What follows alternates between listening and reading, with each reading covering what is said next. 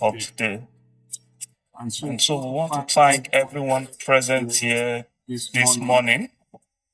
Um, your presence makes this workshop worthwhile. And we are here on training on identifying reputable journals and avoiding predatory journal. And so we have an expert in the house who is going to be taking us through process. And so, like I said, without wasting too much of our time, I would like to call on Dr. Isse, who is going to take us through our presentation this morning. So, yes, ma'am. Good morning, everyone. I hope the people online are hearing me, sha. So, we'll be looking at how to identify predatory journals and publish in high impact journals. Well, I'm really sorry I don't have a slide because my time has been a bit tight, but I have promised Dr. Sholali that I will do a slide and send so that it can be like a guide. So whatever I'm going to be talking about now is going to be coming from a place of residual knowledge. So first of all, we'll look at what predatory journals are. Predatory journals are just um, a name for it's just a name for journals that are not legit or journals that don't have any reputation. That's just what predatory journals are. But it's just a general term to call them a predatory journal because if you look at the word predatory or a predator, it's like somebody just waiting to catch an animal or something. So um, you have to be careful as as a researcher to avoid such journals because they are everywhere. They just bombard you like that. No review, no thorough processes, no thorough review processes. So we have to be careful because such journals can actually stall your progress at some point or the other as an academic staff because there are schools who now before you can go for promotion they send your CV maybe to the library or your faculty checks through to be sure that you don't have predatory journals.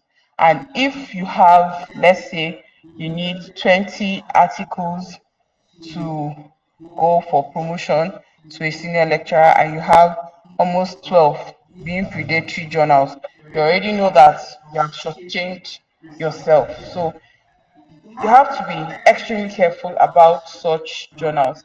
Now, the way to identify predatory journals is first of all, when you want to send out a journal, you look at the journal website.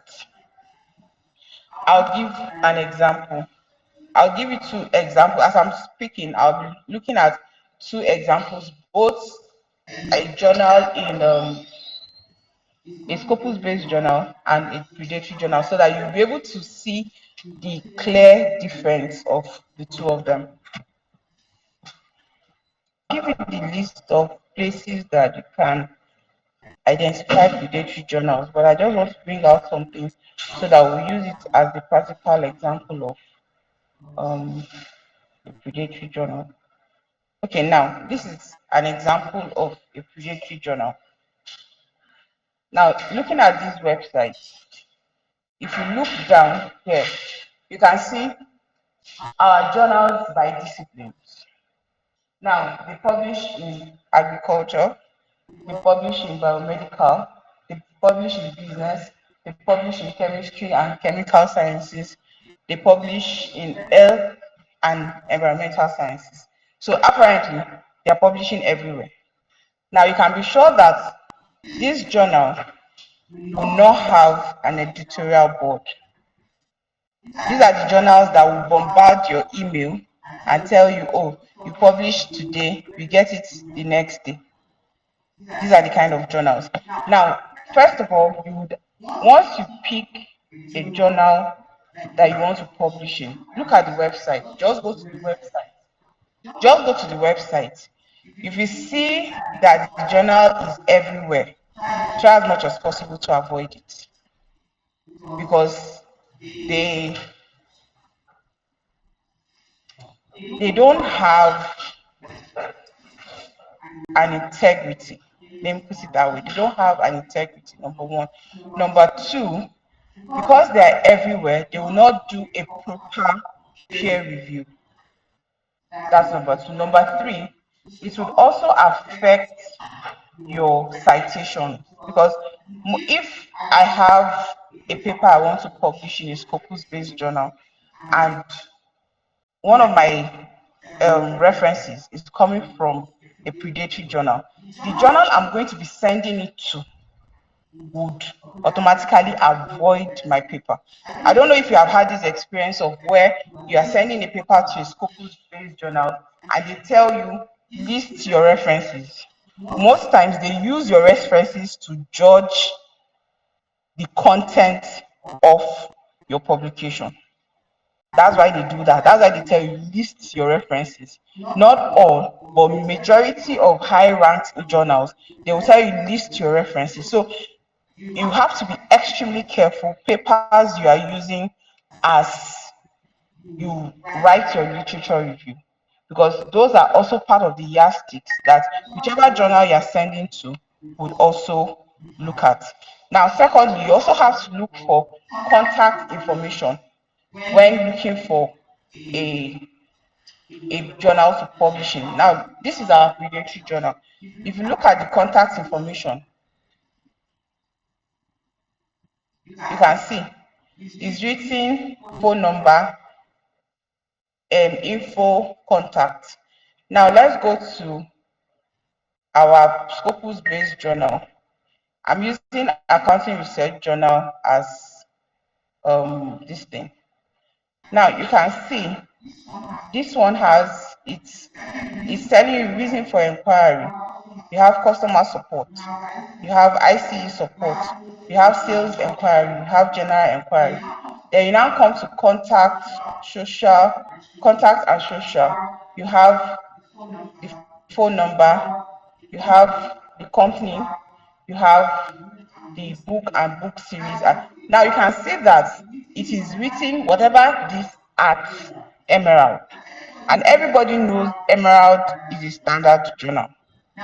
Now, but if you look at this one, you have, you look at this one, it's giving you all the journals. Okay, sorry, contact.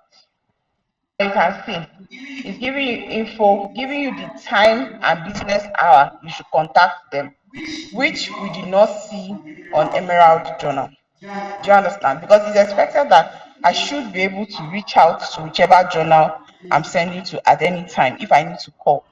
Now, this one is telling you, giving you a time frame. So you have to put this side by side. Check out the contact information. Another thing you need to also check out is editorial board. Now you have to check out the membership of, like, say for example, Miss Doctor, I forgot her name, the lady Amanda came to me one day with a journal and said I should help her to check. And it was very easy, which I also taught her. I told her what to do. It's very simple. If you have a journal, go to the editorial board, pick a name from the editorial board. Because sometimes they will tell you, oh, University of this. So what I usually do is, if it's a predatory journal, I'll just go pick a name from the editorial board, go to the university website. It's a very cumbersome process, but by the time you get to know how to identify it, it's very easy for you to. Sometimes I don't even need to do all those. Looking at the title of the journal. Somehow I already know it's a predatory journal. Somehow I will know. If it's not a predatory journal, it's a predatory publisher, because it's something I have done over the years. Now, you would pick a name from the membership list and go to the university website, because some of them will tell you, oh, this person is affiliated to this. Some will tell you there's no editorial board. It will tell you that you should contact the secretary. Sorry, there is no an editor. It will tell you contact the secretary or contact the editorial secretary. There should be written a clear-cut editor-in-chief in a standard journal. A predatory journal most times will not have an editor-in-chief, but a standard journal will have a clear name and stated editor-in-chief. Now let's look at this one. Now this is about us. I don't seem to. You can see down here: services, author guidelines, reviewer guidelines, call for editors. They are calling for editors. So apparently, there seems not to be any editorial board. Now, there is nowhere here that shows an editorial board in this particular journal. Now, let's go to our Emerald journal. Some journals, take for example, the predatory journal, like I said, is everywhere. This one we're using as an example, you can see that it's a clear-cut accounting journal. It's not publishing sciences, it's not publishing social sciences, it's publishing every aspect. The only aspect it's publishing is accounting. That is the only thing that it is publishing. So you have to check for aims and objective of the journal you want to publish in. Be sure that your paper is targeting their area of coverage. That is very important, because when you have high return rate for any journal article you send to a journal, it is because you are writing outside of their scope. That the journal, to side by they've looked at your journal article side by side their scope, and they've discovered that you are out of their area of specialization. So you also need to check out that. Now you also have to check out their peer review process. For scopus based journals or international journals of repute, most times they take minimum is almost three months. That's a minimum. Now, when you have a situation whereby they have to linger for a very long time, is because maybe one of the reviewers is slow in the process of reviewing your article. Take for example, I'll give you an example. I was sent a paper to review and I was given 6 weeks. Now we'll do the calculation. I was given 6 weeks to return that paper. I couldn't return that paper. I couldn't do the review. I left it. And the thing was there, they kept sending a reminder. So the scopus based paper. And they kept sending a reminder. I just kept, I'll do it. I kept it, I couldn't do it. I started it at some point, but I abandoned it. Now, after 6 weeks, they sent me 2 weeks extra. That's 8 weeks. I still did not do it. Now, they withdrew the paper. I'm very sure they would have sent it to another reviewer and given the reviewer 6 weeks. Now, 6 weeks plus 8 weeks is 14 weeks. Now, take for example, the person does not have the same time to review it. After 6 weeks, they will withdraw the paper, possibly send it to another reviewer. Now, you see that 3 months has come, going into the fourth month. So when people say, oh, publishing in Scopus takes time, sometimes these are the issues that delay the paper.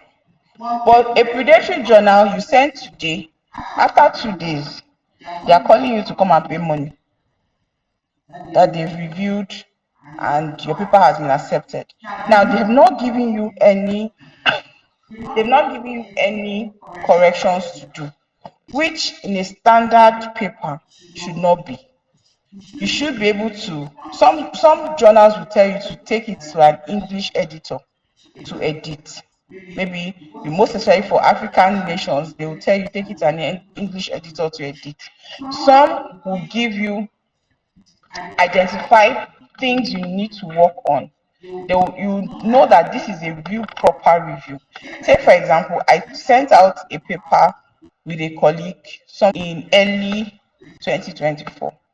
As at today, we are still on the review. That's a year and almost 7 months. We are still on the review.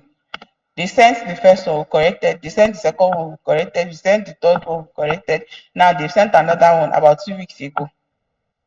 But one thing about Scopus-based journals is that when they send the first review, send the second review, there's a probability that they will end up publishing that paper. So it's all about being patient.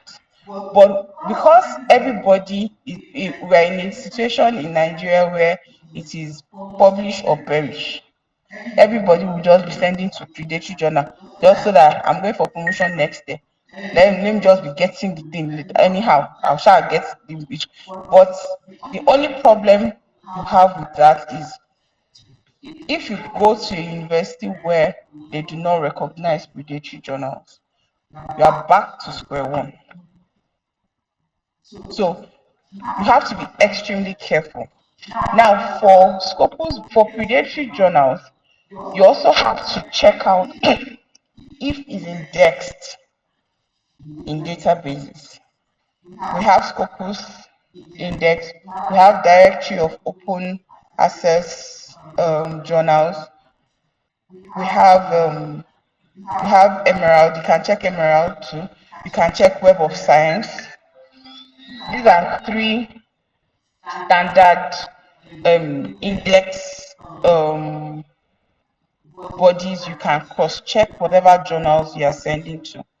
Now, if you have a paper you want to send to any journal and you are not publishing in either a paper that is in Scopus or a paper that is in Web of Science or a paper that is indexed in Directory of Open Access Journal, it is just safe to publish in a university-based journal. That is the safest for you, so that you don't run, because you can't find university-based journals as predatory, because they will definitely go through a review process. Now, I'm not talking about a conference proceeding in a university-based journal. I'm talking about a university-based journal that has a proper peer review process. Because a conference paper is different from a paper published in a journal. A school can, like a department, take for example, Faculty of Law can organize a conference. There's a probability that the papers sent to that conference may not go through a peer review process. They're just getting it for the conference purpose. Just come and present. It may not be. Some would go through a peer review process properly, and they will tell you that they will publish it in a journal. Some university-based journals are clear cut like that. They will tell you after the conference, we will publish it in a university, in a journal. They will be the ones to process that publication in whatever journal, and you can be sure that it will be a standard listing. So whatever paper you have as a conference proceeding, in a conference proceeding, you can also publish it as a paper. I don't know if you understand what I'm trying to say. If you have a paper, okay, say for example, you present a paper in a conference, let's say an MBA conference, it is in a conference proceeding. I can still pick that same paper and publish it in a proper journal, because some schools, conference proceedings don't really count much when in scoring. So it is safe to just pick that same paper and publish in a journal. So what it means that when you are now getting ready for promotion, you drop the one that is a conference proceeding and pick the one that is a proper journal. Do you understand? You drop the one that is and pick the one that is a proper journal. So we need to understand that. Then you, like I said, you also have to check. You can check PubMed. PubMed is majorly for sciences, medical. This thing is also an index-based, in an index database where you can cross-check for journals. Now, let me show you for Scopus how you can, even if you're not subscribed to Scopus, you can still check if you can still check for journals that you can publish in Scopus. Now, you just go to scopus.com, then go to sources. Now, subject area. I'm picking subject area, so let me accounting. So that is accounting. I'll click on apply. Now for accounting, it's showing me 206 journals that you can publish in.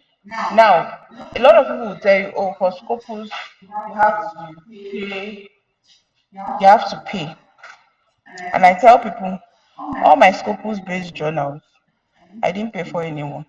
I didn't pay for anyone. The only one that was paid for is a conference that I presented a paper, and it was a Web of Science conference. That was the only one my former institution paid for, and it came as a conference proceeding. And the reason why I did not publish it as a paper was because they published it in a journal. So that's the only paper that I have that was paid for, a conference proceeding. But for to say you have a Scopus paper, oh, they will pay, you have to pay. No, I never paid for one. There are two ways I do it. You see that here you have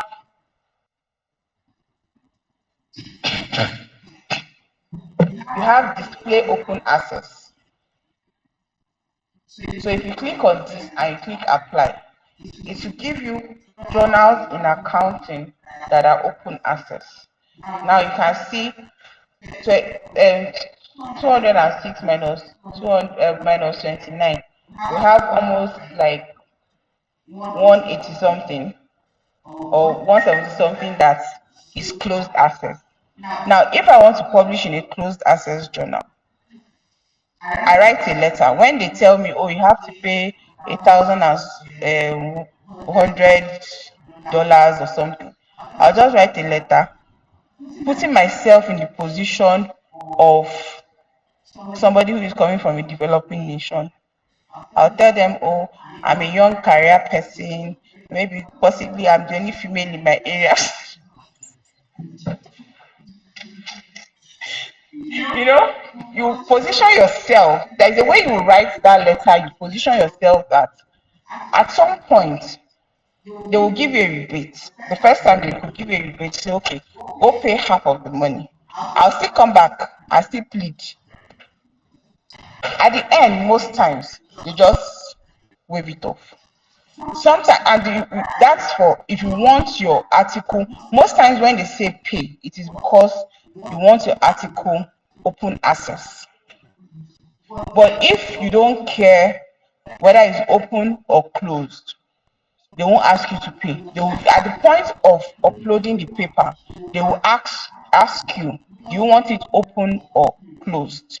There's a term they use when you're uploading your paper to the database, to the journal database.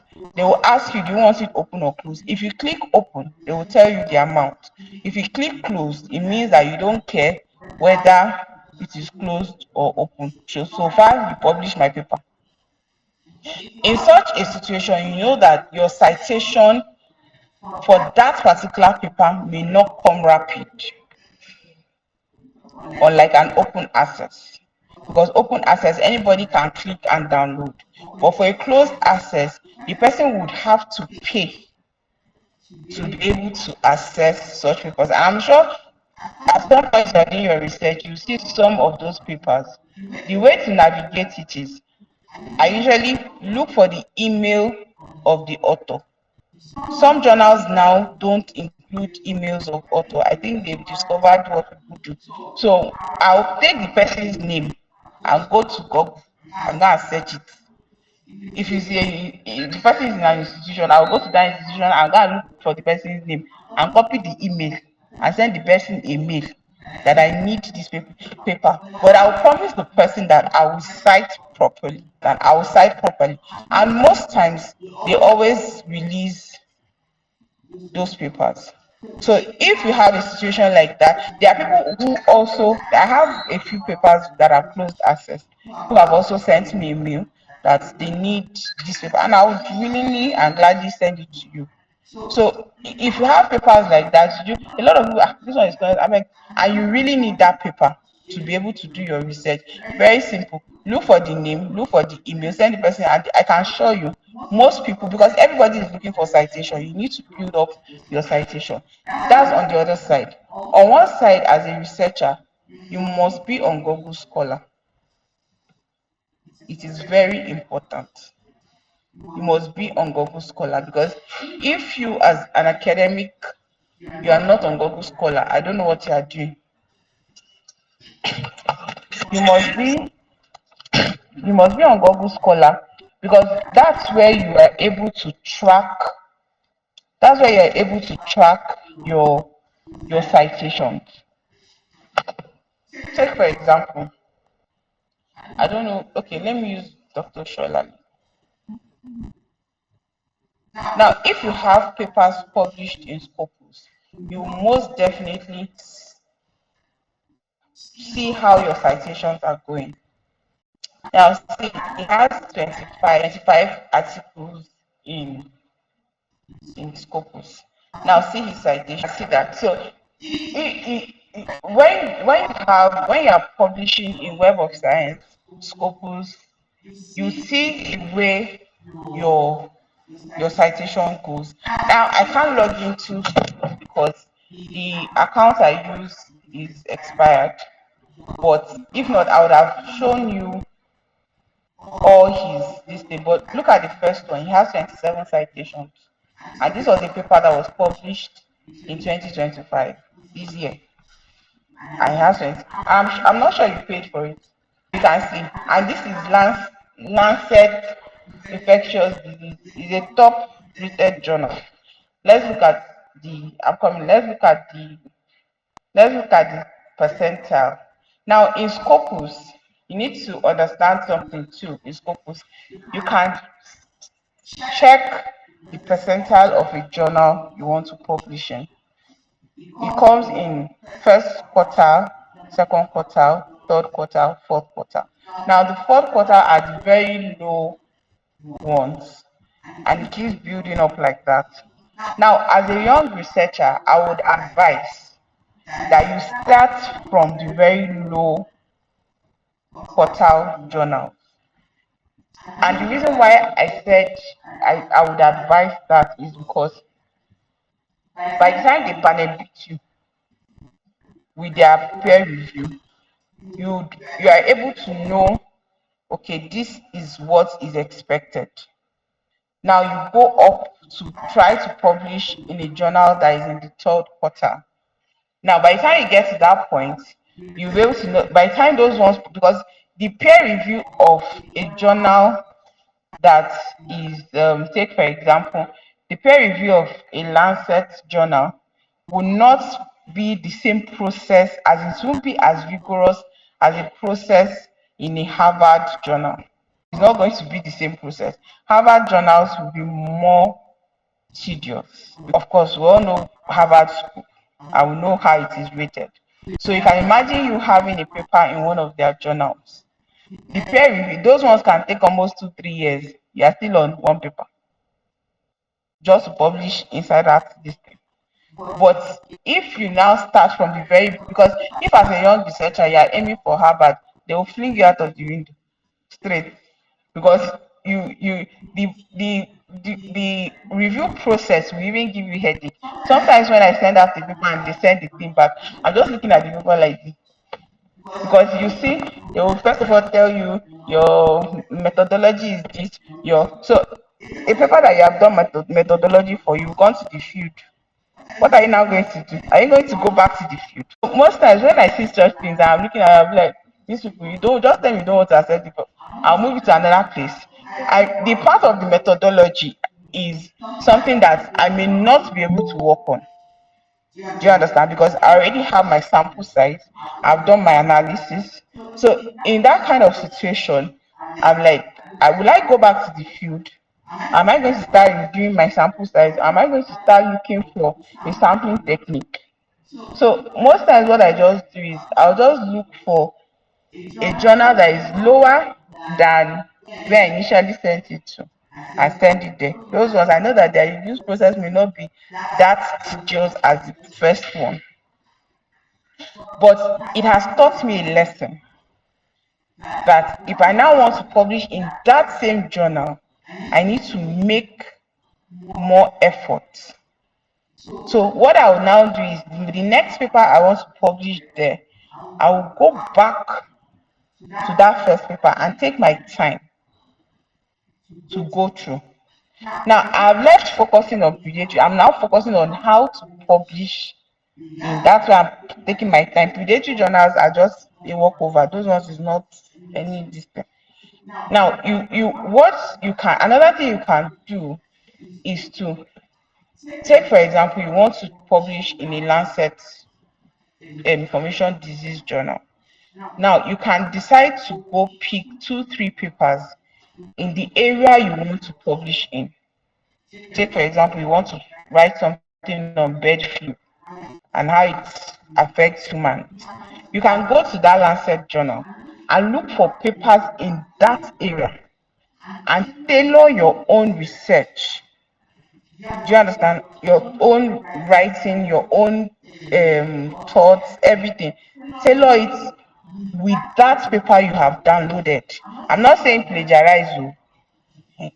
What I mean by tailor it is that you read the paper, you will see the structure that whatever paper you have downloaded has followed. You follow that same structure. It makes the return rate of your paper very low, very, very low. One. Secondly, it makes the corrections you would do very minimal, and it gives you a higher chance of getting your papers published in that journal. And another thing you can also do is when you download such papers and you cite them, try as much as possible to cite. Take, for I want to publish in that same Lancet journal, I'll try as much as possible to cite about 3-4 journals that have been published in that same journal that I want to send it to. It gives me a higher chance to, I'm sure you do the same here with this one. It gives me a higher chance because when they see it and they see that, they will be like, okay, this person actually really did a thorough review. So like I said, let me go back to sources. Now I'm going back to subject area accounting. This is what I was talking about. First, first quarter, fourth quarter, second quarter. Sorry, first quarter, second quarter, third quarter, fourth quarter. Now, if I want to publish a paper in the fourth quarter as a young researcher, I'm just starting, and I'll click journals, select the fourth quarter. You can see out of 209, we have 20 in the fourth quarter. Now, you can see the citations from 2021 to 2024. You can see then the documents, how many times it has been cited. This is for a beginner. Do you understand? This is for a beginner. Because as you progress as a researcher, it is expected that I go from assistant lecturer to lecturer one. It is expected that the quality of research I have done as an AL should have improved by the time I get to lecturer one. Same by the time I get to lecture, by the time I get to lecturer two. Same by the time I get to lecturer one. So as you are climbing the ladder, some of the papers you have published as an AL, you would expunge it yourself, because by the time you read it, you will discover that you are writing absolute rubbish. Sometimes one day I picked up my project of my first degree. I read it, I was shaking my head because I was like, are you the one that wrote this thing? It's not that it was bad, but you know that you yourself will know that you have improved when it comes to research. So, but for a beginner, a low beginner, a graduate assistant, and you just want to start off on your own, you're not publishing with your supervisor, you're not publishing with a senior colleague, this is where to start from. This is where to start from. You just look for one of these journals and tailor whatever you want to publish to any one of them. I can guarantee you that if a journal in a first quarter will take 6 months, these ones may take 2 months. It's not predatory. Do you understand? It's not predatory, but because the review process will still be a standard one, but because they at this point are looking for publications, so they will do a review process, but the standard will not be as the standard of a Harvard journal. Now you get to lecturer two, you can now decide, okay, let me try a journal in the third quarter. You now come to third quarter. This is the third quarter. Now you have seen that it has increased. It has gone from 20 that we saw in the fourth quarter to 44. Now, at this point, you can see the citations have increased from the first set that we saw. Those ones had 11, 5, but you can see the citations over the years between 2021 and 2024. The documents have also increased. So this is how to be able to guide yourself to publish properly and to publish quality journals. Now, at a point, you have to, there are people who, when you get to the point of professor, I look at publications of some people who are professors, you can't actually tell what they are professing. They are everywhere. They are in education. Inside education, they are in education technology. They are in education human resource. They are in education this. They don't have, but they are professors. Some assessors will be finding it difficult to even place their publications because as an associate prof, your publications are going out to external assessors. When you get to a professor, your publications will still go out. When it's returning back, your assessor is supposed to be able to say, okay, I concur that so and so person should be made a professor of this. But most times, some of them are confused because they don't know where to place you. You are everywhere. You have somebody in accounting, the person is publishing, tell the person, put my name. You have somebody who is in banking and finance, put my name. You have somebody in taxation, put my name. There is no area of specialization. So as you grow in research, you also have to be careful because at some point you now begin to compress your research to a certain area and be mindful. For people in medicine, it's a bit this thing, most especially those in general medicine. It's some of them may still have that this thing of publishing, but somebody who is in ENT, ear, nose, and throat, you see the person going to publish in gynae. What's the person looking for there? The person doesn't have any business there. So when they are going to make the person a professor, are they making the person a professor of gynae or a person of a professor of ENT? So you have to be careful as you climb the ladder. You have to be careful of your publications at some point and begin to compress it. There are people who have the leisure of publishing in different areas, but they are very minimal. Those people who have that leisure of publishing different are very minimal. So we have to also be careful of that. Now, now back to our this thing. You also have to look out for red flags. Predatory journals don't have quality articles. I can tell you for free. Because sometimes if you download a an article from a predatory journal and you read it, you will see blunders, English blunders, as in the sentences will even give you that is the reader headache. So you have to also be careful of such this thing. Even when you're writing your own articles, try as much as possible to avoid papers that are not of quality. Try as much as possible to avoid them, making references to such papers. Try as much as possible to avoid it. Then predatory journals use what I call keyword stuffing. More like they use buzzwords. They will go and pick words from, take for example, you are writing a paper on um, maybe something on taxation, and you have your keywords. They will tell you normally this is 5 keywords.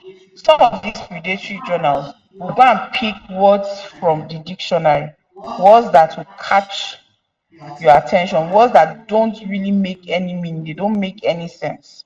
They would use it and put stuff their websites with such words, which is not a standard thing. One, secondly, when you are using keywords, most most journals, most standard Scopus, Web of Science, index journals will tell you not to use words, to avoid words that are already in your topic. Some do it. They will tell you don't use words that are already in your topic, because it's expected that if I'm writing something on institutional repository, I should be able to use other words that are related to what I'm writing. So you can just look through your research and pick other words that are related, that would also point your paper, because that's the essence of keywords. Keywords are to be able to point your paper to your somebody who wants to use your paper. Keywords points your paper to such a person, because when those journals upload your papers, they will also include your keywords.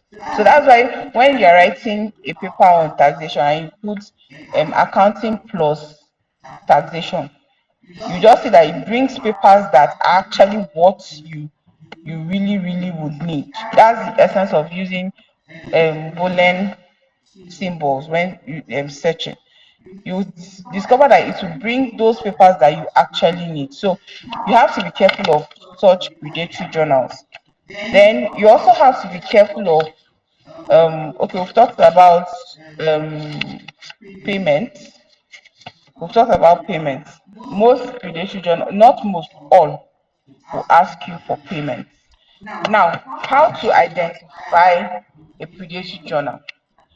I've given 3 websites. You just go to Google, type predatoryjournals.org. This is one. This is one of them. The next one is Bell's List. This one is predatoryjournals.org. Then you have Bell's List. Now, one thing about Bell's List is that it gives you both the publisher and the standalone journal. There are journals who hide under a publisher. There are journals that are alone. Now, say for example, if you pick a journal, I can't remember any this thing now that is in a publisher.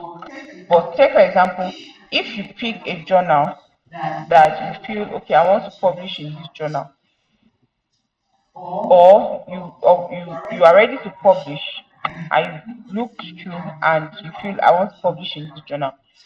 First of all, check if it's indexed in Scopus, Directory of Open Access, Web of Science, PubMed, all those index journals. If they are not there, come and check first if it's in a predatory journal. Not all international journals are predatory journals. We need to understand that. And not all journals that are not in Scopus are predatory journals. There are journals that are solely predatory, they are there. There are journals that are international journals that are not predatory and they are not Scopus based. It's safe to publish in them. I don't have a problem with them. I have a few of them. Do you understand? But just be sure that it is not a predatory journal. So when you get a journal like that, you could just come, if it's not indexed in Scopus and you are not sure if it's a standalone journal that is an international journal or a predatory journal, just come here and type in the name of the journal. Journal of Business and Economic Management. Okay, so let's use that. Now, standalone journal. Let's say I want to publish in that journal, Journal of Business and Economic Management. I come here. Times you may not see it on this list. It will be in a predatory publisher. So that's why I said when you check, be sure that it's not if it's not a standalone journal, go and check a predatory publisher.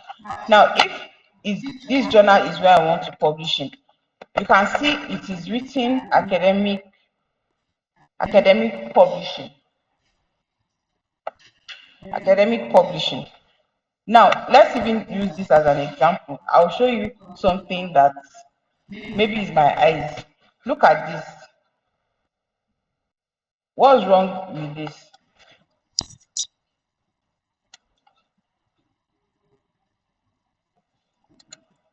This place. What is wrong there? There's something wrong there. You're not seeing it. This Is the surface. publishing correct? So those are part of those tiny things are part of.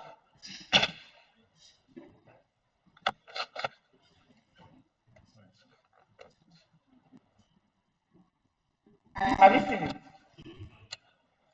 Those you've seen it. Publishing has IN. Those are the little things you need to check out. Because in a standard journal, you won't have this kind of error. You can't have this kind of error. So those are things you should look out for. Now, in a standard journal, you can't see them putting Twitter, Instagram, Facebook, this thing. Scopus-based journals, you can't find those. So, excuse me. So if you check and you see, that's why I said, if you do it over time, sometimes when you just see a page, you just know that this is a predatory journal. You just know. Somehow you always know. So now you can see that this journal that I wanted to use is not in the standalone journal, but this is the publisher, Academia Publishing. Now I'll now go to the publisher and look for Academia Publishing. This is the journal. This is the publisher. So if you don't see an article, if you don't see the journal article in a standalone journal, you will definitely see it as a publisher, a predatory publisher. So you have to be careful. You check first. If it's not a standalone journal, go and look for the publisher. You will definitely see the publisher's details on whichever site. Go and cross-check and be sure that the the publisher is not a predatory publisher. Once you cross-check that and you don't see any of those details, then you are good to go. Most especially it is not a Scopus-based journal. So once it's not a Scopus-based journal, it's not a Web of Science-based journal, it's not a journal in PubMed, it's not a journal in Directory of Open Access Journals. This is where you do your due diligence. Once you can't find it here, then you know that you are good to go. Now, another thing with predatory journals is that they give impact factors. Impact factors is like there are certain criteria journals give, or sorry, journal index pages in index databases give to to a journal. If you remember when I opened Scopus, the way I showed you something like this site score is more like an impact factor of that journal. Now these ones will go and give all these journals, all these predatory journals will go and give impact factors that are not realistic. Some of them will tell you they are indexed in Scopus. They will write it clearly that they are indexed in Scopus. I don't waste my time. I'll just pick the journal, go to Scopus. I've told you you can access Scopus based journals without having a subscription, which is what I had opened, which is what we use. I didn't log in. You just type scopus.com, you would be able to access it. Just go to Scopus based journal, copy that listing, most especially if they say they are indexed in Scopus. Open Scopus based journal and cross-check for yourself. If you don't see it in Scopus and the website of the journal is telling you that they are indexed in Scopus, then you know it is a lie. It's not true. So I've given you the bells list. I've given you um predatoryjournals.com. There's another one, check submit. Think check submit. That's another this thing you can also check out for to cross check. But most times I just deal with bells and predatory journals. It makes it a lot easier for you so that you don't run into trouble. Then how to now um identify journals. There are other journals that you may not see in Scopus that are Web of Science journals. Now, for Web of Science, most times, let's check. This is Web of Science. You have this institutional ranking that is going around now. Everybody's talking about institutional ranking. Started off with Web of Science before Scopus now took over. Now, for Web of Science, you have to register. By the time you register, you will be able to see um, journals that are indexed in Web of Science. But most times, what you find in Web of Science is the same thing you find in Scopus. So you have to just be able to pick either of them. But the point is, do your due diligence. That's what is most important. Then for application process, article processing fees, like I had given the suggestion earlier, you can appeal to them that, oh, I'm a young researcher, I'm this, I'm that, I'm that. Most times they waive it. But try as much as possible to publish in open access journals. It helps your citation. And get Google Scholar account activated. It's very important as a researcher. Now, the next thing is collaboration. As a researcher, it's always important to collaborate with people who are outside your geographical zone most times, because it gives you an edge. Take, for example, I'm sending a paper to a Scopus based journal and they're seeing somebody in, let's say, um, a university in the US or a university in London, kind of, they will feel that that paper has credibility because those people feel that Nigerians just dump anything on them. Africans just dump anything on them. And you feel they are just being discriminative or something. No, it is their perception, is what they've seen. They know that they feel that we don't do quality research, and it's not their fault because most of us don't have equipment, most especially in the sciences, they don't have the equipment to carry out certain research.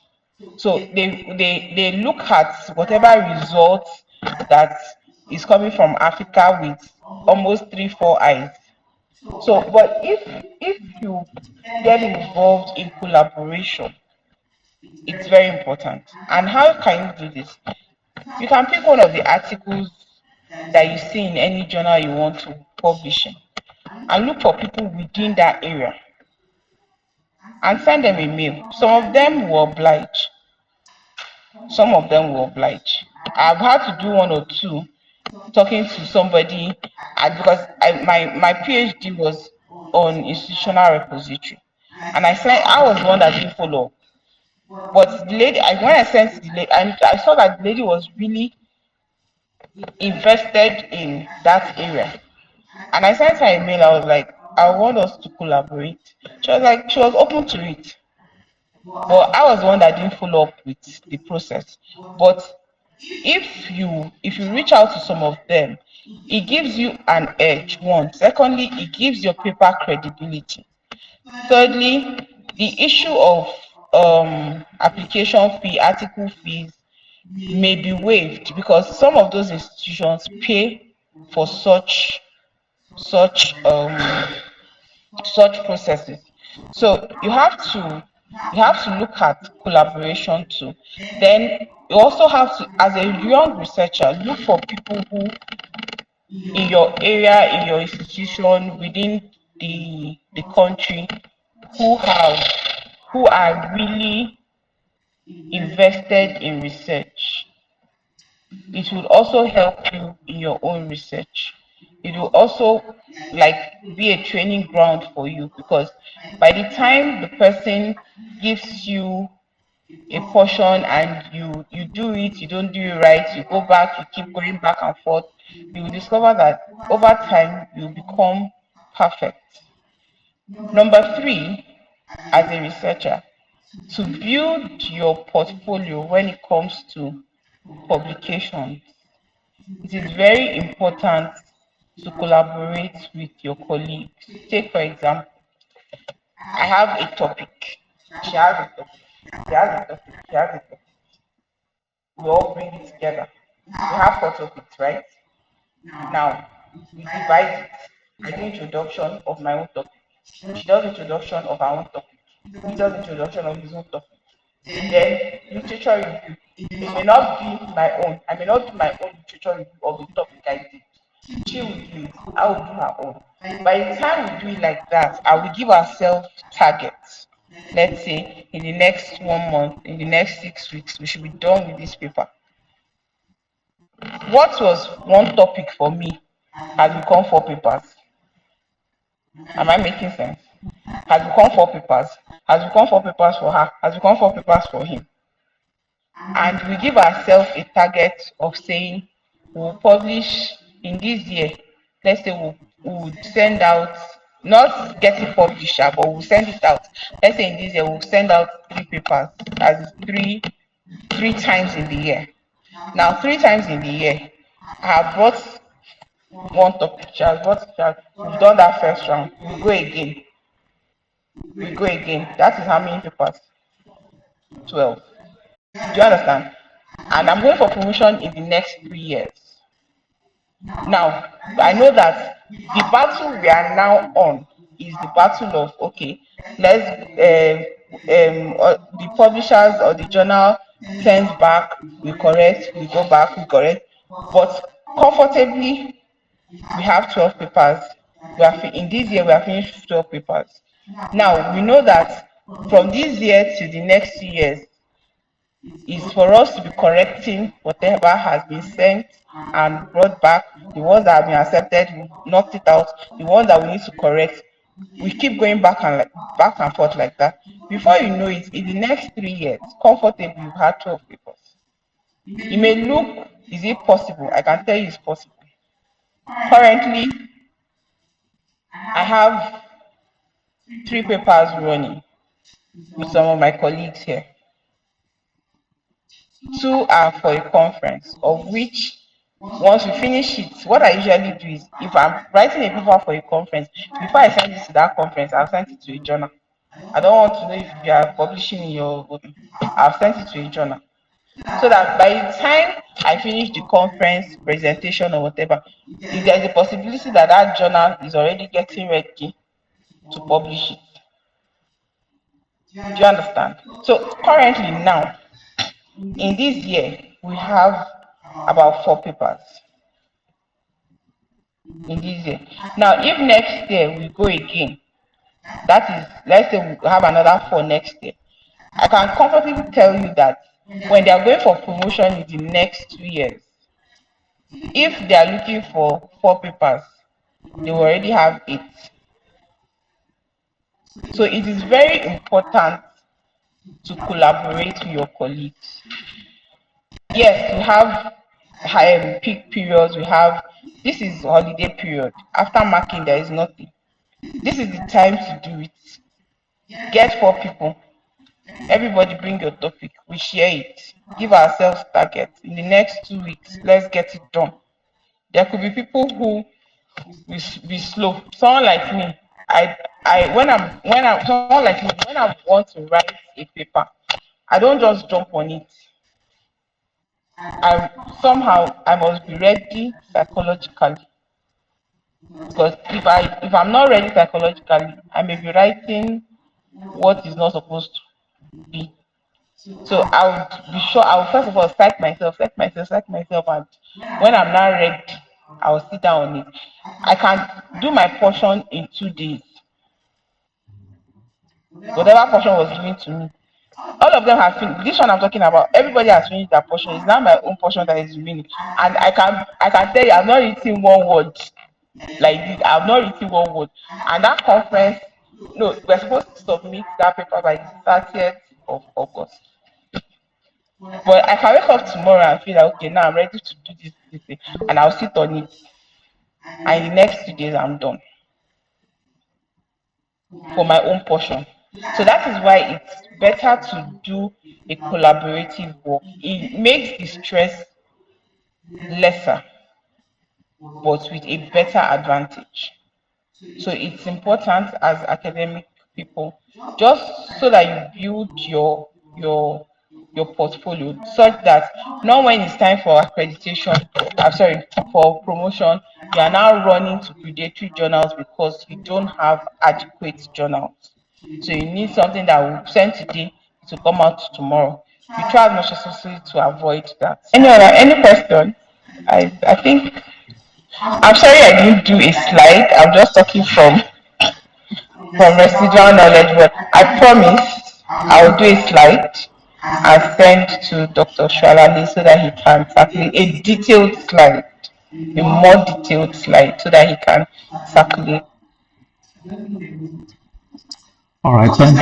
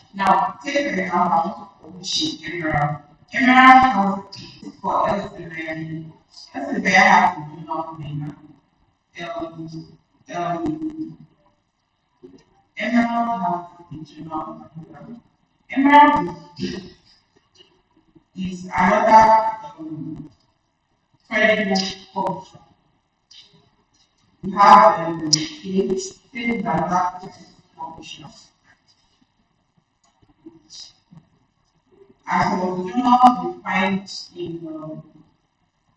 some of the journals we find here, we find them in science and schools. So what you can just do is take for example, you want to publish um, a paper in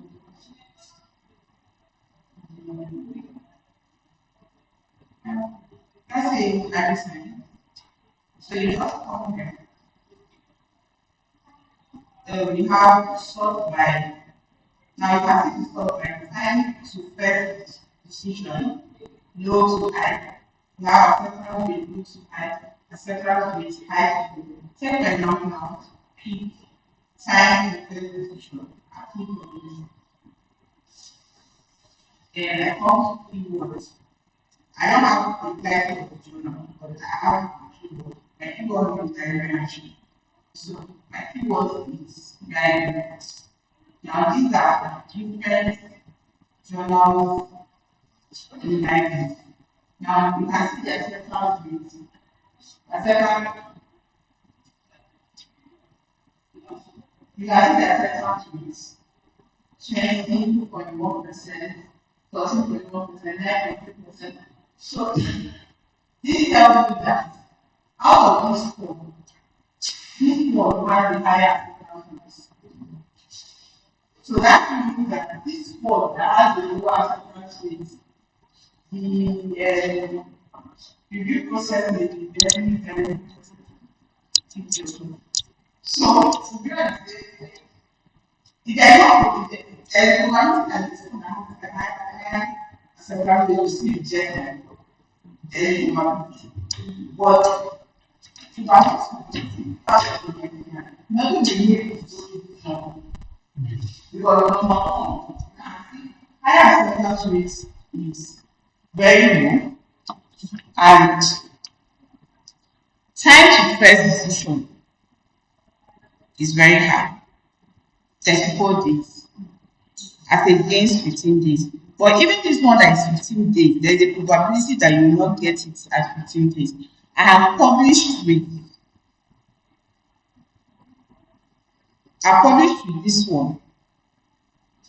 this one, and I sent that paper, it was from my PhD. I sent that paper in I sent that paper in February 2023. I did not get it till that's why the fact that the acceptance rate is 25%. The sorry, 25% is not very it's very low.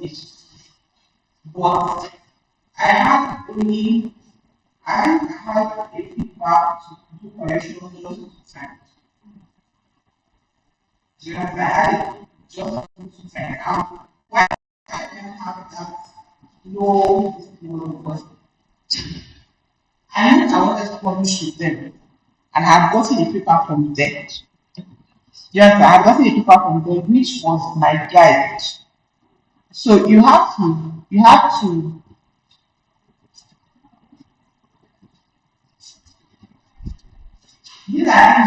keep in mind when setting out once you get a journal just look at it. 15 days of money will not your requirement. But give and take, you can get your 5 days. That's give and take. But just follow this way.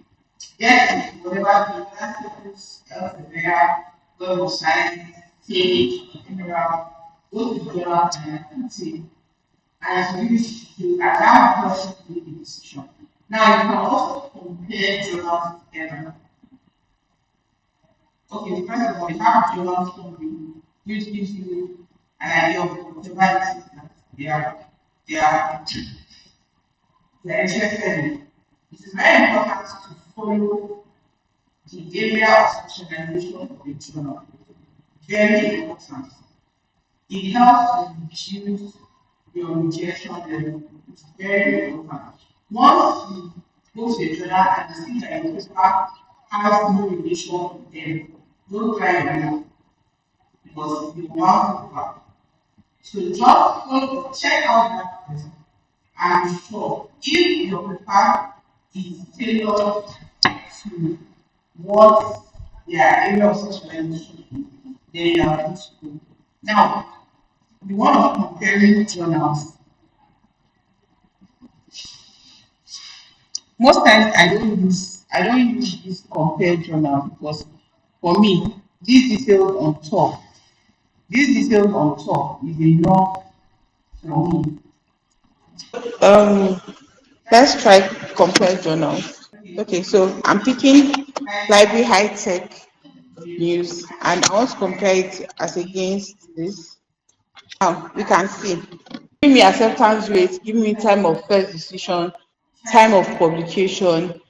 This does not have an impact factor, but this one has an impact factor. So take for example, if I work in a school where they check out impact factor of a journal, somehow I'll tilt more to this one that has an impact factor. But now look at the site score.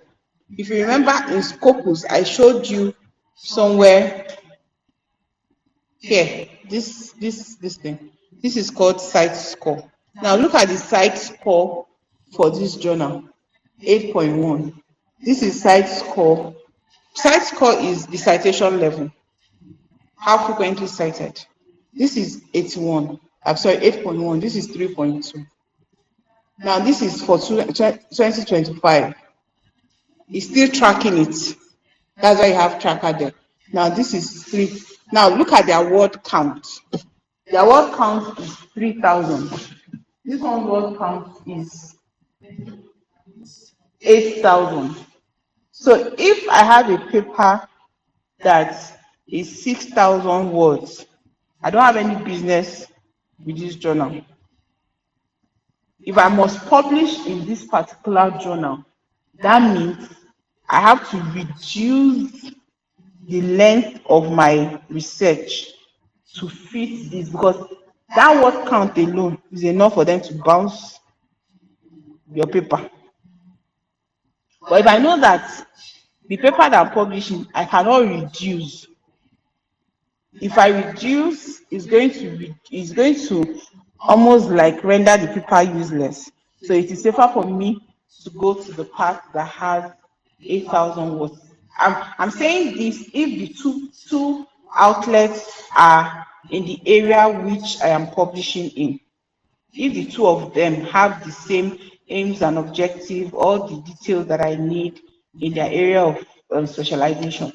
And that is why I said I'd rather go for the one that has 8,000 than the one that has 3,000. Now, the APC charge, the article processing charge, I've talked about it. This one is to make it open. If you don't want to make it open, you remove your eyes from it. Just know that it's going to be closed access. The paper that I'm talking about, that I published in Digital Perspective, an Emerald Journal, is closed because I appealed. They did not answer me. I told them to leave it as closed. But that does not mean I'm not getting citations on that paper. I am, but the number of citations I would have gotten if it was an open access journal is not as much. But I know that 2 people have asked me for that particular paper, which I sent to them. So that's why I said one-on-one, you can reach out to people. People can reach out to you if your paper is in closed access. It's just that the amount of citations you may get may not be that much. Then look at the downloads. This one has more downloads, so there's a probability that a lot of people consult this particular journal outlet than this. So these are just things to look out for when you are looking. So once you come to any journal, you can, if it's a Scopus based journal, a Emerald journal, or a Sage journal, a Sage publisher, you can go to Sage. You can do the same thing on Sage. You can go to Elsevier and do same. It's just the same this thing. Most times for Emerald, you most times you put your abstract. So once you place your abstract, it gives you a list of journals you can publish in. It's now left for you to go back and then make a selection. But when writing, a lot of people don't know how to write abstract. Some people don't know how to write a proper abstract. So if you put an abstract that is not properly written here, you may point you to a journal that is not where you actually should go. So be sure that you have written a structured and a proper abstract that when somebody reads it, the person already has an idea of what is expected in the main paper, because that's the essence of the abstract. The abstract is just like a summary, a synopsis of what you have done. So be sure that you have written a proper abstract. And for me, it's always safe to use an abstract than to use a keywords in in um, in journal finding, most especially on Elsevier. I prefer to use an abstract because if I've done a properly structured abstract, I'll know that it will point me to a proper journal, that the probability of my paper being rejected is very low. Now you can see that in what they call it in Elsevier journal finder is not giving you as much details as the other one, because if you put, I don't have an abstract now, but let's try with keywords. So I have to log in. The article I'm using for is not the what they call it I'm using for is not is not subscribed. But if you need help with finding a journal on Elsevier, you can reach out to me. There is a login I use, but that one has expired. But I'm hopeful, that's from my informal institution. I'm hopeful that they will subscribe very soon and I'll be able to access it. So that I can be of assistance. Then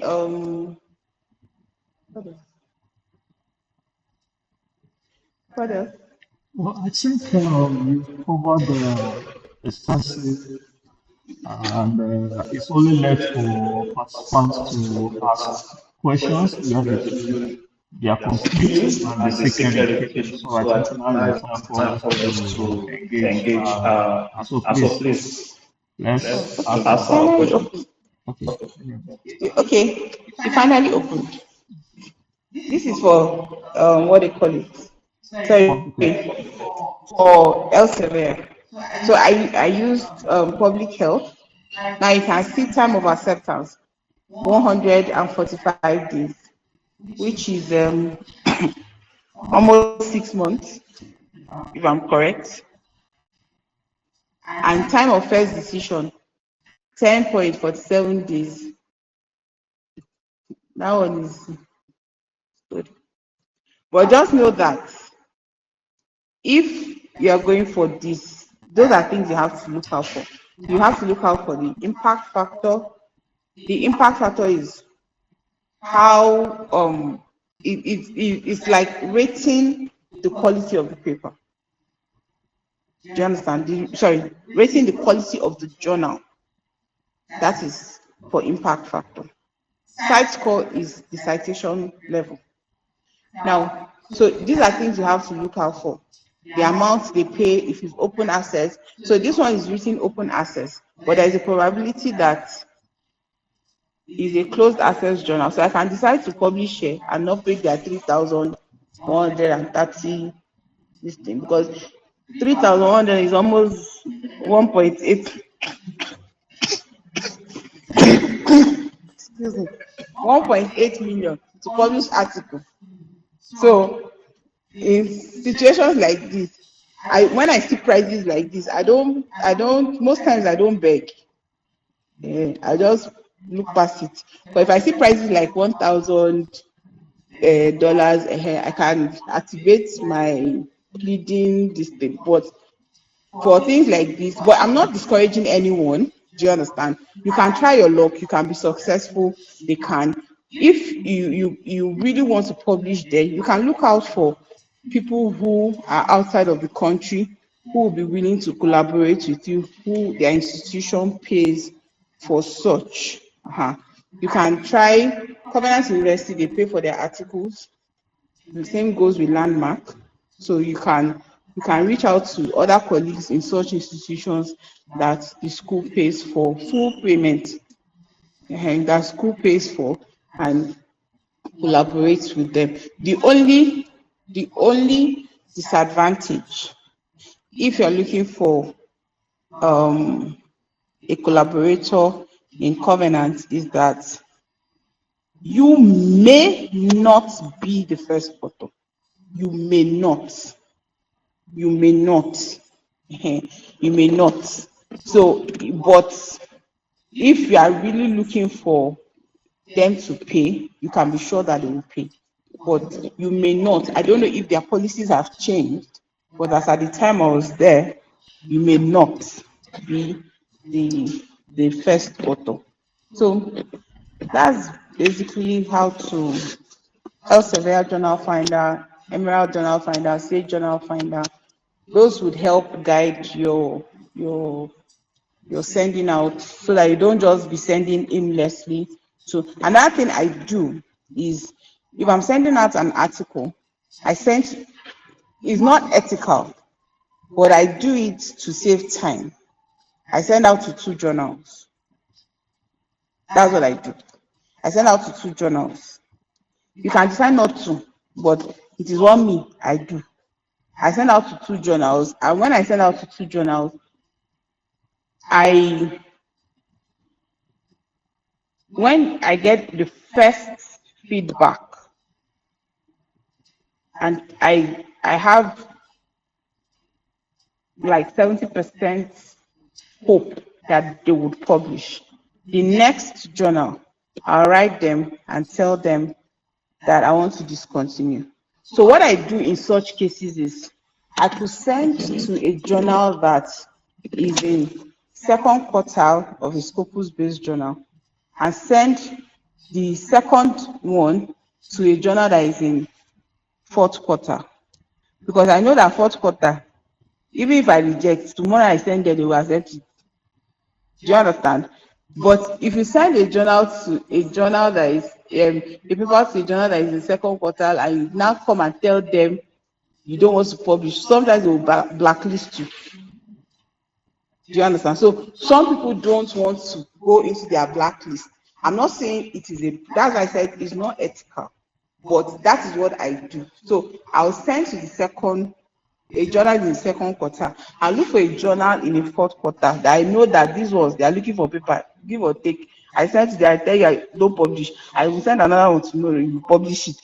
Do you understand? But when I see that they are growing, I stop such this thing. But it's not ethical, but just because of the delay. Most times, if you are publishing with people and they have to go for promotion, and they are expecting that paper as one of the papers they need to publish, package for promotion, you could tell that currently I really don't do it, but then when I was much younger, I was doing it. But now I'm more, so you know it's just a process that over time you begin to jettison some of such things. Sha. So, any question?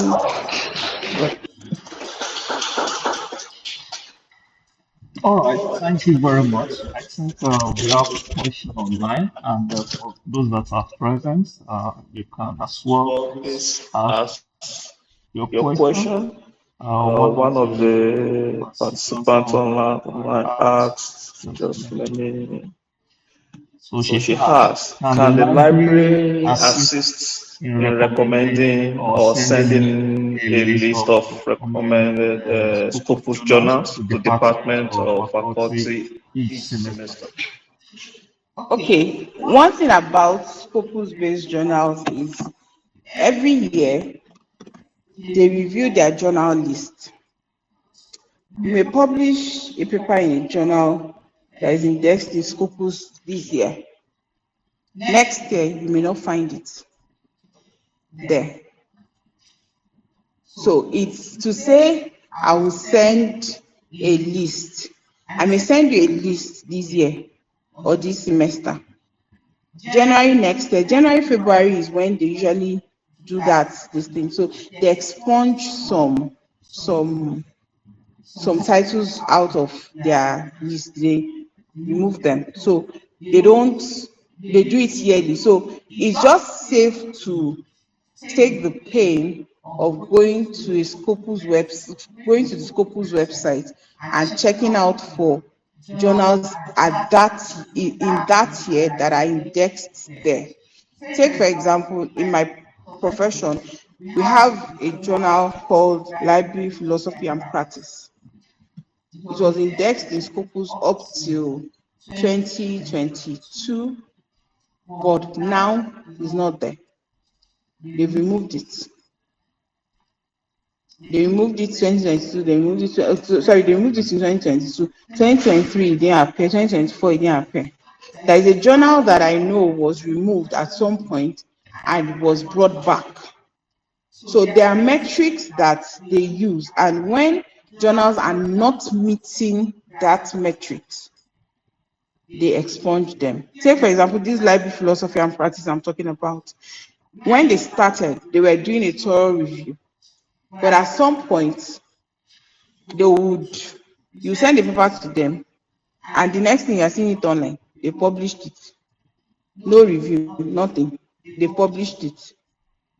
That's 2022 when I didn't know that was what they were doing. I sent a paper. So I was checking it on Scopus, I didn't see it. So I was wondering until somebody now told me that it was this reason was why it was delisted from Scopus. So it's just safe to keep checking every year to know where to publish in. But the one that was published while is still in Scopus. That one is still there. But any other one I had sent after then would not show in Scopus.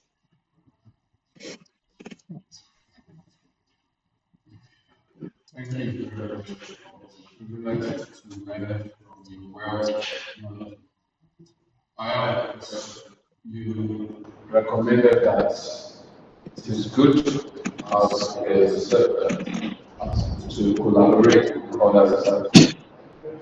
Okay, if four of us researchers collaborate to write papers, each of us contributes a topic, and that is probably four papers, and then each of the authors has the chance to become the first, second, third, and fourth author.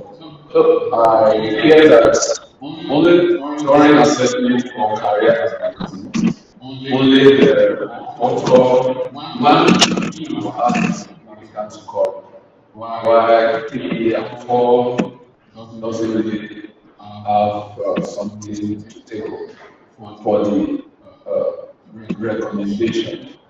So I want to ask, so why is it necessary to have four collaboration group? That's In Eliza Day, the first author is 70%, second author is 60%, third author is 40%, fourth author is I think fourth author is 40%, and then I think then others. Now, if you have four papers, the topic I bring, I'll be the first. The topic you bring, the topic you bring will be the first. Now we'll now go round again. Where she's second in my this thing, she'll be third in your own. So you will just see that in those papers, somewhere in it, all of us have done first round. Somewhere again we are one second. Somewhere again we are one third. Somewhere again we are one fourth.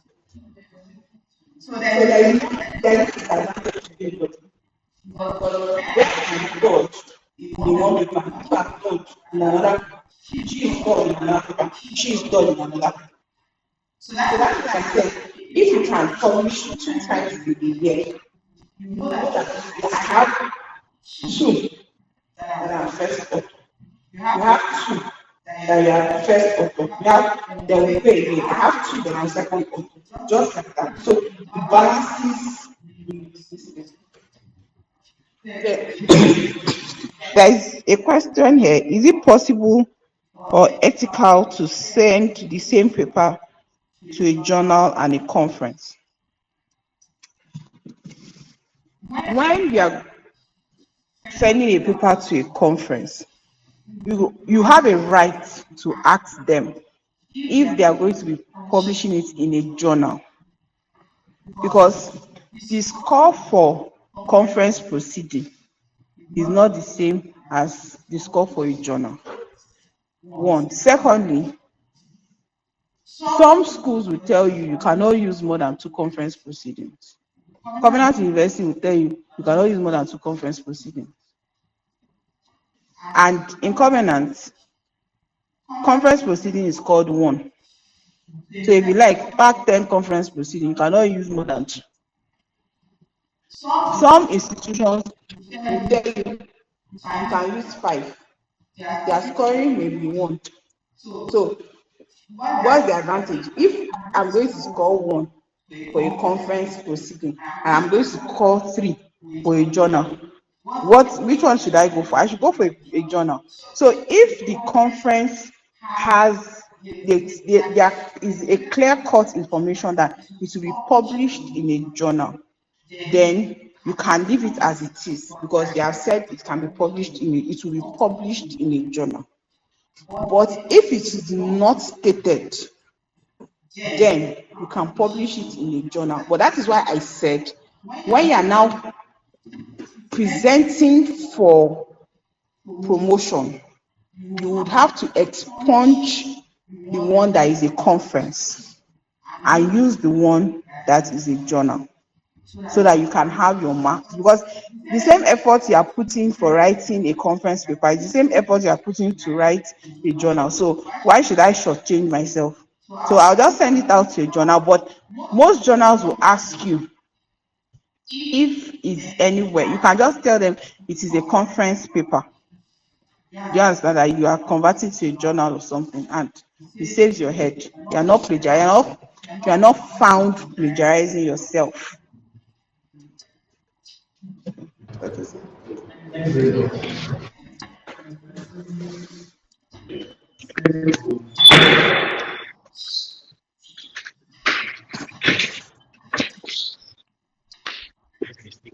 From your presentation, I want to know where exactly does the library come in? If after you've submitted your publications for assessment, the faculty has taken it, they've approved. Meanwhile, you submitted junks. Okay. So now you've had the information, okay, I've been approved to go for, let's say, L1. And the university criteria, let's say, for example, now you should have 40% of your publications in Scopus. Now, they've approved at the departmental faculty level that, okay, you are qualified for promotion. You've not made the requirement of the university that you must have at least 30% of your total publications in Scopus.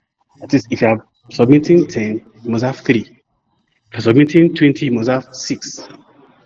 Now, then it is approved, it is approved. Where do you now come in to filter to assess those submissions?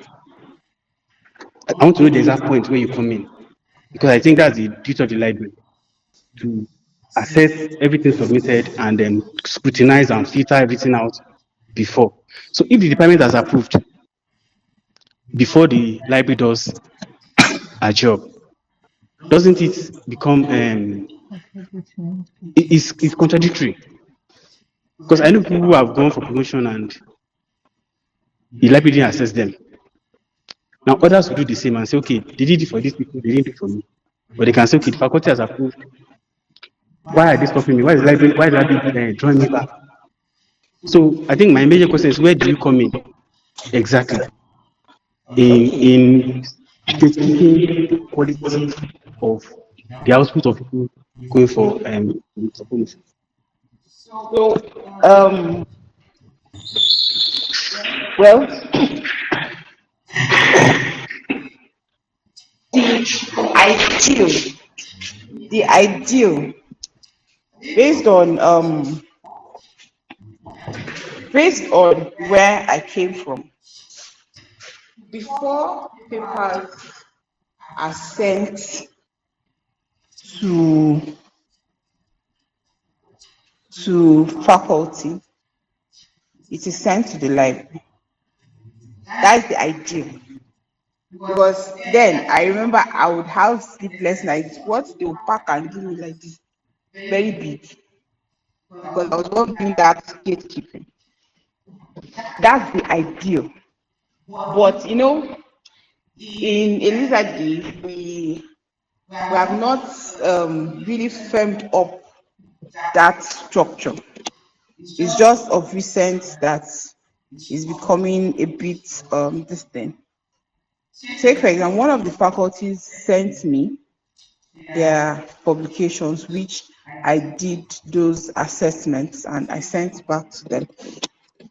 And the dean asked me for a clearance to clear those people, which is the normal thing because in Covenant, when I do that, if the VC does not see that clearance, they will not attend to those publications.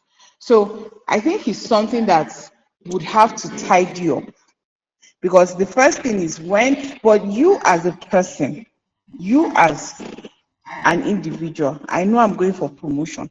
I should be able to look through my papers to know, okay, which one is predatory. I should be able to score myself. One, two people have come to meet me with their CV, asking me to like score them, check their papers, be sure, check the percentage of first author, check the percentage of scopus, which I did for them. So, but you as a person should be able to score yourself. I should be able to look through my papers to know, okay, first author, this is what is required. I'm submitting 20 papers. First author, what will give me 70% of my total mark. I should be able to score myself that, okay, this paper would, maybe, let me just take it that they may score me 2. So if I say they may score me 2, I should be able to score myself 1.5.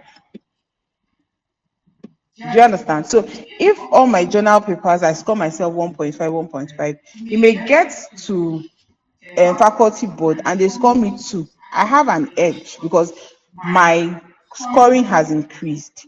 But if I score myself 1.5, I know that if I'm required to submit 20 papers and I've scored myself 1.5 and I have extra papers somewhere, I can decide to add 5 extra, which I've also scored myself 1.5. So if my mark is supposed to be, let's say 30, and I scored myself 1.5, and maybe I'm getting 35, and it gets to the faculty board and they decide to score me 2, the mark has increased. So those are things you have to also do the gatekeeping for yourself before the institution finally tidies up these processes, so that such that even if it eventually comes to the general AP and DC and they say, oh, I am librarian, help us to be checking which one is predatory, which one is not predatory, you know that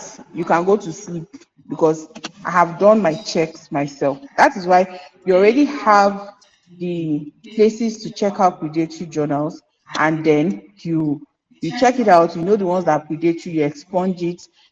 One of the persons that the dean sent to me had a lot of papers, but almost 20 something were predatory. And in my mind, I was like, this person now in the mind is so excited that the person is going for promotion. and at some point it's going to be stored or something. I don't know. But if the person had done the due diligence, you will just know that let me not go and disgrace my village. Let me just stay and do the proper.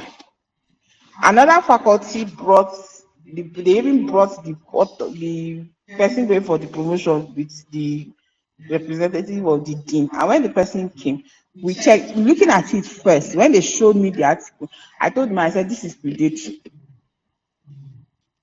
They were like, I said, okay, let me just prove to you that it is a predatory job. I opened my system, I showed them, I pointed it out, and the person has almost how many articles there in that same singular publisher, but in different. So those are also things we have to be careful about. As a researcher, try as much as possible not to publish. Those are things that also can count against you.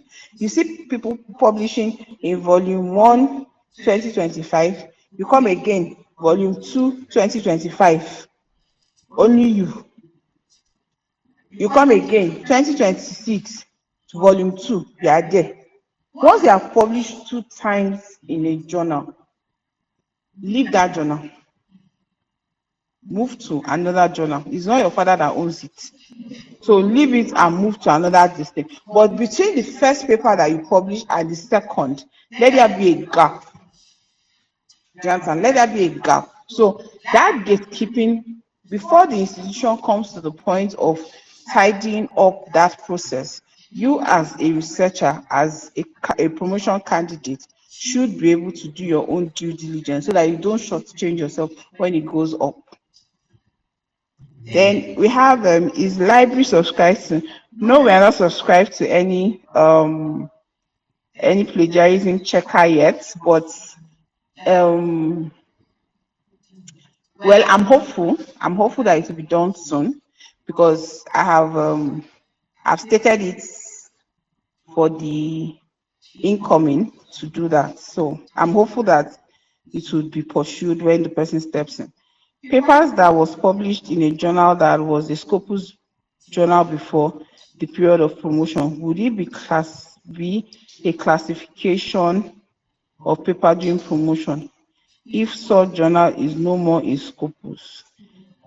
That's what I'm saying, because if the paper was published in Scopus before it was expunged from Scopus, it will still be there. Do you understand? It's just that I would have shown you the paper that I was talking about. It's just that the login details I have for Scopus is expired. If not, I would have shown you what I was talking about. That the one I had in Scopus in that journal is still there, but the journal has been removed. But the one I published after is no more there. It's not indexed in Scopus. It's just indexed as an international journal. So that's what will happen. But you will find it. You will still find it in Scopus, but you may not find the journal there, but you still find your article there. Okay, I think I've answered you. Questions? Okay, I think I have a question. Okay. Now, I think you said something very crucial In in that that instead of instead of trying to just publish, you know international international journal, which might be predatory, we we should go should go for for maybe maybe university university-based Journal. journal. Yeah. now Now, I I want want to to ask, in the example that you gave, if if that that person person have been publishing in the university journal, they would they have have been been better better off uh, then than just just having having A list of predatory. Yeah, predatory? if once it's an institutional based journal, a university based journal, the person is the person's head is covered, because you can't find a university based journal in a predatory list. Do you understand? It's just that your score may not have as much weight as a Scopus index journal, because if you look at the promotion criteria, you have indexed journal, the scoring for index journal, I have scoring for, I think, international journals or institution-based journals or something. So it's just that the scoring may not be but it is safer for you to pack university-based journals than to, but there are university-based journals and there are university-based journals. I'm sorry to make an example. You cannot go and pack a Akungba journal and call it in. I'm sorry for those who are online. You cannot go and pack Akungba journal and come and say it's okay. But look for look for credible university-based journals that you can publish in. It's safer than going for a predatory journal. All right, All right, which which takes me takes me to to my my next next question. question. Now, Now, how how do do we we identify identify credible credible university-based university-based journal? journal? University of Ibadan is there. Ife is there. Covenant University journal is there. Elizabeth, do you have journal here? Yes. Yes. Can we say those journals, those institution journals, they are the one doing well on the web ranking? Yeah, you can also use the web ranking as your this thing, but most time not that they are the ones now for web ranking. You need to understand something. It's not the journal article, it's more of the citation. Now, when it was when it was, now there are two types of ranking. Times Higher Education has removed Africa because they discovered that their metrics was a bit difficult for some African universities to meet up. The majorly two, three universities that were topping Nigeria in webometric ranking was UI, Covenant, Landmark, and I think FUTA. Now, Affair has been making mouth that is because, and the reason is because of the new criteria that has now carved out African universities out. Do you understand? But those universities that were topping is webometric ranking, you must have 200 citations every year for 5 years. Now, in Covenant University, their secret was very simple. You are writing a paper. 2 out of your references must be papers published in Covenant University by Covenant University staff. So imagine if everybody, and we had over 1,000 faculty members. So imagine if over 1,000 faculty members, what is that? 1,000 faculty members are citing 2 papers. So you can imagine how that is one, apart from payment of papers, that is one this thing. So you cannot judge based on the ranking using universities that are ranked as the yardstick for picking. You can look at it, but not the yardstick. But look for credible universities that have name, universities that know what they are doing, not the ones that don't know what they are doing. Look for universities that know what they are doing and be sure that they have a thorough review process, because that's another thing. A faculty may float a journal and they don't have a thorough review process. They have to be sure that they have a thorough review process so that you also don't run into problems. But publishing a university-based journal, as far as I'm concerned, is safer than in a predatory journal. Yes, yeah, the volume two, because if you have volume one in 2018 and volume two is coming in 2023, then there's a problem. Maybe the person that floated the journal in 2020 in 2018 has gone to school. Maybe it was the dean at that time, and then the subsequent dean did not have interest, and the one that came in 2023 now had interest, and now resurrected the journal, there is a possibility that in the next 2 years it will die again. So you also have to also check out that. But if it has been consistent in the volume, in the publication um, pattern, then that's another safer way. So, okay, somebody said, what's your take on some newly floated journals on Elsevier that offer no publishing charge for a certain period?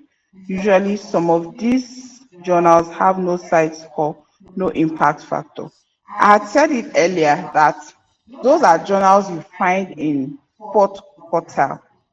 And for somebody who is a young researcher, take for example, a graduate assistant, somebody who just came out from first degree and you just want to start publishing, you can try out those journals. But it's not wise for somebody who is a senior lecturer to go and be looking for such a journal because you want quick papers. So because it won't give you as a person credibility. But if you are starting off as a very young researcher, a graduate assistant, an AL, you can start with such journals, and you know that as you progress, you would expunge such such journal articles after some time, because you would have been able to build up on other research articles that make more sense. So yeah. All right. Any Any question? questions online? Wow. So it seems like they're also telling us that we've done enough. So please, can we appreciate um,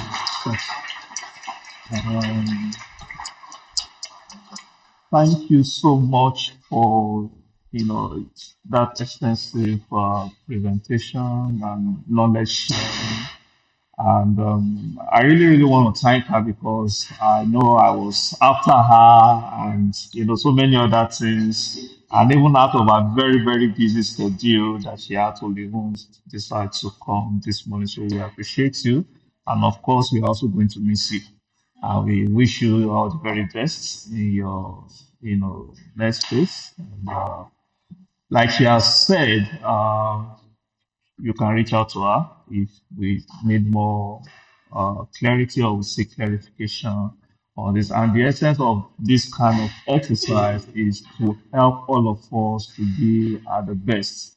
You might be surprised that many, suffer because they lack the insights and the knowledge of how to do the right thing. And I believe that is a starting point for all of us. In fact, as the few that are here, and we average about 20 online. With that, with what we have gathered, is enough for us to impact our colleagues and in our various departments, on how to publish and how to avoid predatory journals. So, ladies and gentlemen, we thank you and say this, we have come to the end of the exercise. And so more training and workshop like this will be also be coming up. So please let's avail ourselves to this opportunity to better improve on our academic journey. So thank you very much. We appreciate you and enjoy the rest of your day. Thank you to all those that are online. Thank you for joining.